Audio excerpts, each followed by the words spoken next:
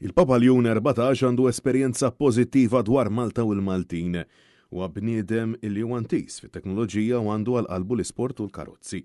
Din hija toma li tana Patri Josef Xiberras, il-postulatur ġenerali tal-Ordni Agostinjan, li ilu jaf lil Robert Francis Prevost tal-snin twal, tanti li issa bena ħbiberija tajba ħafna miegħu. Sirt nafu ħafna iktar fl-2012 meta sejjaħ li biex nagħmel ix-xogħol li attwalment qiegħed nagħmel jiena postulatur ġenerali tal-Ordni ta' Santu Wistin, jiġifieri dak li ħsieb il-kawżi tal-beati u qaddisin tal-Ordni fil-proċess tal-kanonizzazzjoni. U kien sejjaħ li sabiex nagħmel dan ix-xogħol biex ngħidlek kien wera fiduċja fija. U kien talabni nagħmel dan is-servizz u mbagħad tlaqt minn Malta u ġejt hawnhekk u għexna hawnhekk flimkien għal sentej prattikament, però mbagħad meta Papa Franġisku innominaħ bħala isqof u mbagħad kardinal bħala il-prefett tad-dikasteru għall-isfijiet u reġa' ġie jgħix hawnhekk. Minna mbagħad perjodu ieħor ngħixu flimkien. Patri Josef Xiberras spjega li l-Papa Leon 14 għandu umanità kbira u qed jaħdem sabiex verament il-Knisja tkun xandara tal-imħabba talla. U għaddeskrivja bħala bniedem li jħoss il-polz taċ-ċittadin. Huwa bniedem li ħafna qrib in-nies, naħseb l-esperjenza missjonarja tiegħu fil-Peru u l-Peru d-djoċeżi tiegħu kienet vasta u kien hemm anka areas kbar ta' faqar enormi. Dak għenu lilu anka jiskopri dal-aspett ta' viċinanza ta' solidarjetà li jimxi letteralment man-nies. Letteralment ħammeċ idejh sabiex ikun man-nies. Naħseb dik hija parti li qiegħda ħafna l-qalbu. Wieħed jista' jieħu l-impressjoni li inizjalment huwa ftit mhux riġidu imma ftit serju biex ngħidu hekk, però meta wieħed jidħol f'relazzjoni miegħu joħorġu ħafna aspetti umani u bniedem ta' umanità kbira. Manet News, il-Patri Malti tkellem dwar il-passatempi tal-Papa li jirriflettu sewwa l-ewwel diskorsi tiegħu. Bniedem huwa appassjonat ħafna fuq it-teknoloġija. Ir-referenzi li tiġà għamel għall-intelligenza artifiċjali bħala sfida għall-umanità u għall-Knisja joħorġu anke mill-fatt li huwa appassjonat ħafna fuq aspetti ta' teknoloġija, dejjem żamruħu avangard biex ngħidu hekk, iħobb juża, ġifieri għandu kważi 70 sena. Però fuq dan l-aspett teknoloġiku huwa qiegħed hemmhekk, huwa litterat ħafna, iħobb ħafna l-qari, mill-aspetti anke minn naf, pereżempju naf li huwa intenditur anke tal-karozzi. Ħobb anke dak l-aspett apparti l-sport, tennis, il-baseball. Patri Josef spjegalna l-ewwel sentimenti li ħassew u sħabu ta' kien ta' tħabbira waqt li kienu fi Pjazza San Pietru fejn iddeskriva l-esperjenza bħala splużjoni ta' ferħ. Ma li ħareġ Robert Francis aħna litteralment splodejna fajta. U ta' madwarna kulħadd ħarsu lejna speċi x'ġara.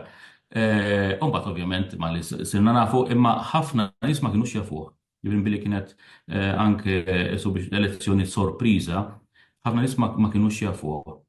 Ovvjament ma li ħareġ fuq fil-gallerija, jien letteralment ġifier ħareġ li dmuħ, kien moment emozjonali kbir ħafna, u għalina l-koll, sa kon għadna nieħdu kafe.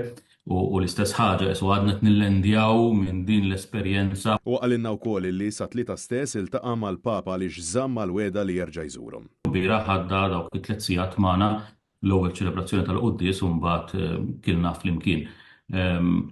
Weda li żamm għaliex il-ġimgħa l-oħra qabel mara l-konklavi sa tlieta kien għadu jikol magħna, huwa kuljum kien jiġi jikol magħna.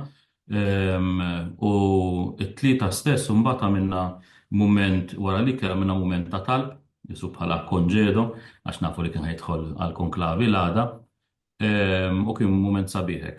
U tajna t-tanniqa il-xurxin, mbagħad kien hemm patri minn tagħna għallu però qabel titlaq nixtiequk tagħmlilna weda.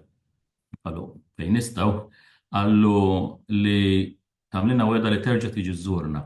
Sew jekk libes bl-aħmar jew libes bl-abjad terġa' tiġi żżurna. Il-weda żamma u żamma fl-immedjat. Intant, tkellimna ma' Patri Josef dwar il-kurċifiss li libes il-Papa Leon 14 waqt it-tħabbira fi Pjazza San Pietru, salib illi Patri Josef innifsu issuġġerilu illi jilbes. Kont fraħt meta kont qed insegwi l-ftuħ tal-konklavi kont fraħt għaliex innotajt li meta ħal ġurament der bis-salib li konna tajnieh.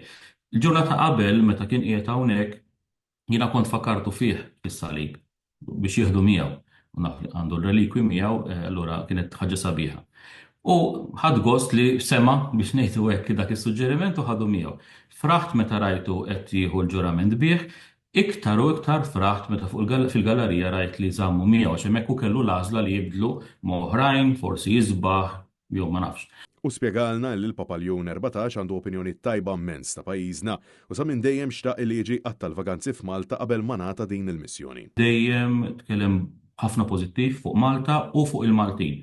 Sens dejjem jibqa' jiftakar l-akkoljenza li rċieva kull meta żar il-komunitajiet tagħna, kull meta ġew organizzati mumenti ta' events partikolari u baqa' dejjem jos dik is-sens kbir ta' akkoljenza li nafu nagħmlu aħna l-Maltin u li hu ħassa sperimenta b'tali mod li baqgħet anke f'qalbu. Japprezza anke il-fatt tal-ambjent Malti biex ngħidu hekk qatt ma ġie għall-vaganzi, jew qatt ma ġie għall-vaganzi, u issa żgur mhux ġie għall-vaganzi, però kien dejjem jgħid ta' kieku sabiħ kieku ninżel 4 tim Malta biex nistrieħ speċi l-baħar u hekk għax naf li anke jħobb. Imma fundamentalment għandu opinjoni pożittiva immens, ovvjament l-iktar li jafu mal-patrijiet tagħna, il-membri tal-provinċja tagħna, u dejjem baqa' b'dik il-toma tajba tal-esperjenza tiegħu Malta. Francesco Catania, Net News.